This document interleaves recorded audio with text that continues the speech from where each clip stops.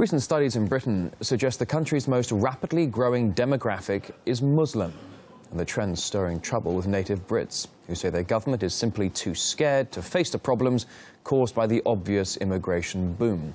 So we sent one of our correspondents to investigate, that of RT's Polly Boyka. It's what Britain is known for, a vibrant, multicultural society. And it looks like UK babies are testimony to it. Suchini recently moved here from Sri Lanka. I'm very happy. My children is born here, very happy. Zara has 3 children.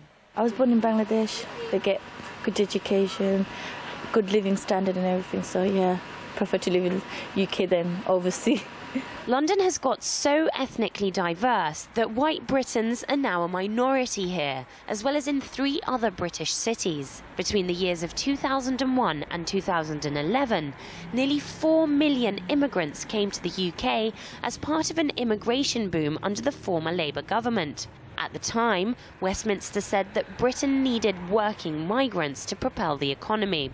This is Tower Hamlets in East London. A third of the residents here are Bangladeshi. In fact, they outnumber the white Brits in this area by 2,000 people. Sociologists say that they're baffled at just how quickly the number of indigenous Brits has diminished over the past decade. Some put it down to a case of white flight. They say that Caucasian Brits are moving out of the country's most diverse areas.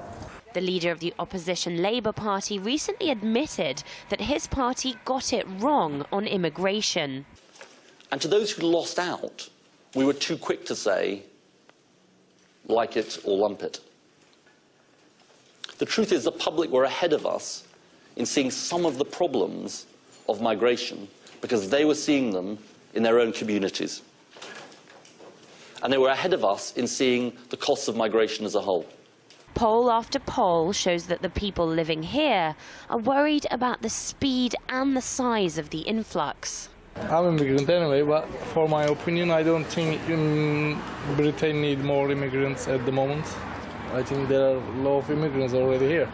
Critics say the government is too frightened to address what Britain will look like in 50 years' time. It's going to look like Islamabad, basically. It's going to be a complete population change. The indigenous population is shrinking anyway. The younger generation, the younger Muslim generation, is becoming increasingly radicalized. And I personally think it's going to lead to civil unrest in the, by 2025, 2030, possibly civil war. Demographers say that if immigration continues on a similar scale, the white British population throughout the country will become a minority after 2066. But with less than half of Londoners already describing themselves as white British, some say that a quiet and irreversible revolution has already taken place in Britain. Polly Boyka, RT, East London.